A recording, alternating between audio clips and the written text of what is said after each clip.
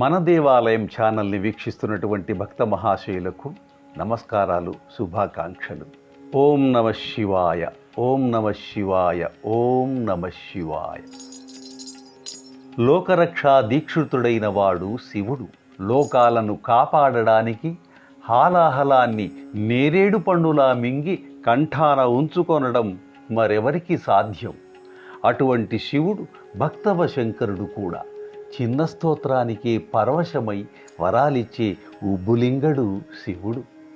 ఒక్క చుక్క నీరు చాలు, ఒక్క మారేడు దళం చాలు. ఇవేవీ దొరకకపోతే చిటికెడు బూడిద చాలు. అసలు ఇవేవీ కాదు, నిర్మలమైన భక్తితో చేసే ఒక్క నమస్కారం చాలు.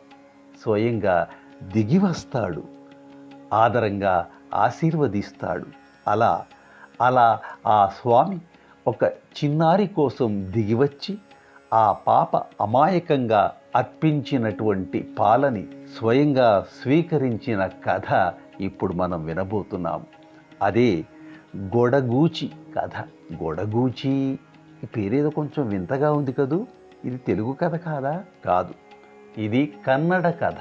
పాల్కురికి సోమనాథుడు రచించినటువంటి బసవ పురాణంలోంచి ఈ చక్కని తెలుగు ద్విపద కావ్యంలో ఈ కథ ఉంది. అయితే ఇది తెలుగులోనే రచింపబడింది. ఇందులోని కథే ఈ గొడగూచి కథ. ఈ గొడగూచికి సుమారు 12 ఏళ్ళు ఉంటాయి.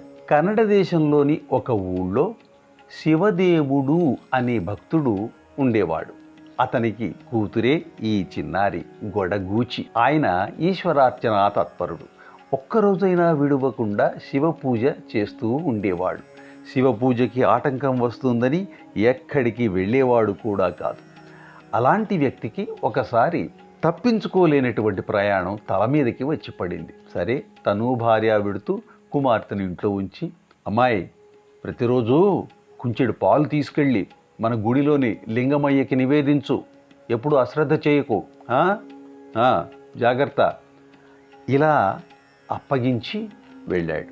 నివేదన చేయడం అంటే తాగడానికి శివయ్యకి పాలు ఇవ్వాలి, అంతే కదా అనుకుంది గొడగూచి. సరే, మొదటి రోజు చక్కగా తన చిన్నారి చేతులతో కుంచెడు పాలు కాచింది గొడగూచి. వాటిని తీసుకొని శివాలయానికి వెళ్ళింది. శివయ్యకి నమస్కరించి, పాలు తాగు శివయ్య అంది. జవాబు లేదు. ఎంతసేపు వేచి ఉన్నా, ఎన్ని ప్రార్థనలు చేసినా లింగమయ్య ఊలుకు పలుకు లేకుండానే ఉన్నాడు. ఆ పాపకి బాధేసింది, ఏడుపు వచ్చేసింది కూడా. ఏమైనా లోపం చేశానా అని ఆలోచించుకుంటోంది.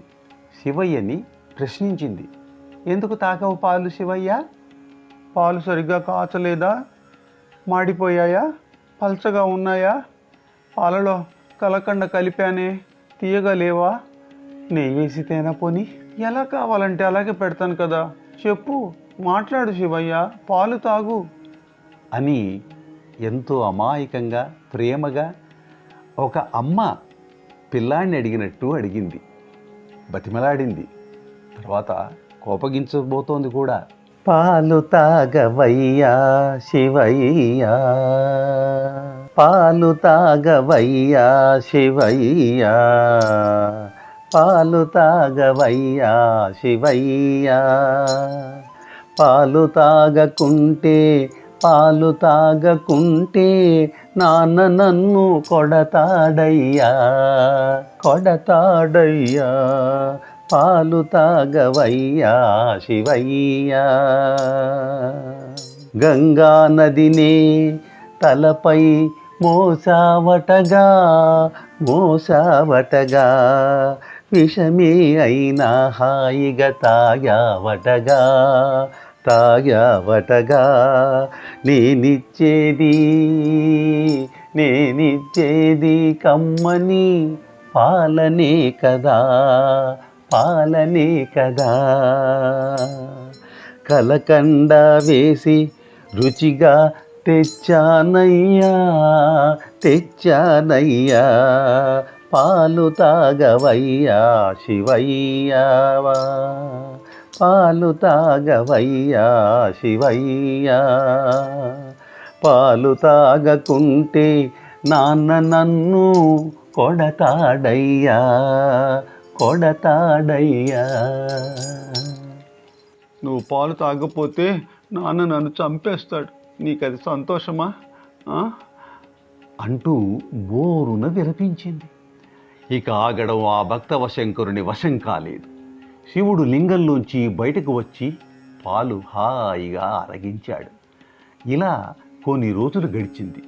రోజు ఆ చిట్టి తల్లి గొడగూచి పాలు తేవడం, శివుడు వచ్చి ఆరగించడం నిరాటంకంగా జరిగిపోతూ ఉంది.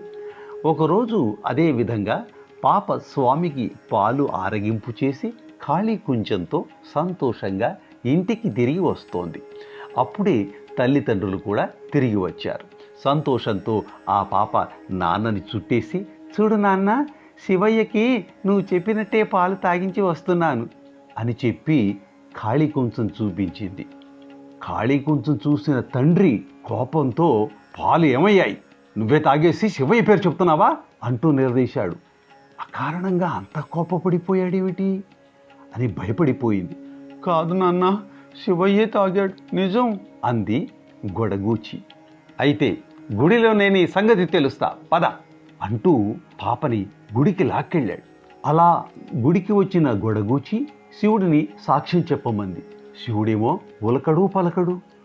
అప్పుడే పాలు తాగిన శివయ్య సాక్ష్యం రాడేమని ఆ చిన్నారి మనసు క్షోభపడిపోయింది. కన్నీటి పర్యంతమై శివుడిని పరిపరి విధాలా వేడుకుంది ఇలా: బదులు పలకవయ్యా శివయ్యా, బదులు పలకవయ్యా శివయ్యా, పాలు నేనే తాగానని నా ప్రాణం తీస్తానని అంటున్నాడు మా నాన్న. పాపమెరుగని పాపను నేనని పలికి, పాపమెరుగని పాపను నేనని పలికి నా ప్రాణం నిలుపవయ్యా, నా ప్రాణం నిలుపవయ్యా, బదులు పలకవయ్యా శివయ్యా, బదులు పలకవయ్యా శివయ్యా. నువ్వు చెప్పేదంతా అబద్ధం, చూడు నిన్నేం చేస్తాను అంటూ రుద్రుడిలా కూతురి మీదకి వస్తున్నాడు తండ్రి. శివయ్య, మా నాన్న చేతులు నాకు చావు తప్పేటట్టు లేదు, నీ లింగానికి తల బాదుకొని ప్రాణాలు విడిచి నీ సన్నిధికి వస్తాను అంటూ లింగానికి తలను బాదుకుంది ఆ పాప. అంతే, అప్పటి వరకు బండరాయిలా ఉన్న శివలింగం పెఠిల్లున చీలింది. పాపను తన లోపలికి లాగేసుకుంది. తనని లాలించి పాలు తాగించిన ఆ చిన్నారి తల్లిని తన దగ్గరకు రప్పించేసుకున్నాడు పరమశివుడు.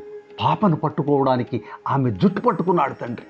ఒక పాయ కాస్త ఊడి ఆయన చేతికి వచ్చేసింది. పాప అదృశ్యమైపోయింది. ఆహా ఆహా, శివలీల, ఏమి శివలీల, అద్భుతం అద్భుతం అంటూ అక్కడ చేరిన వాళ్ళంతా ఆశ్చర్యపోయారు.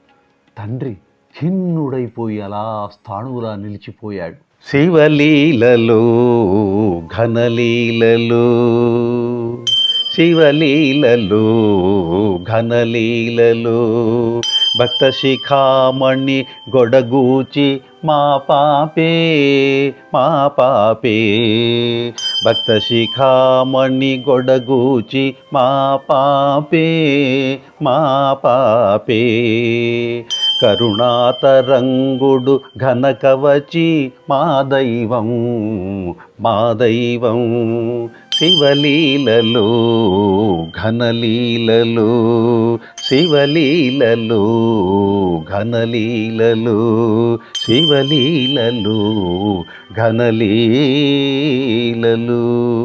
శివలింగం నుంచి ఈశ్వరవాణి ఇలా వినిపించింది: శివదేవయ్య, నీ కూతురు పరమ భక్తురాలు.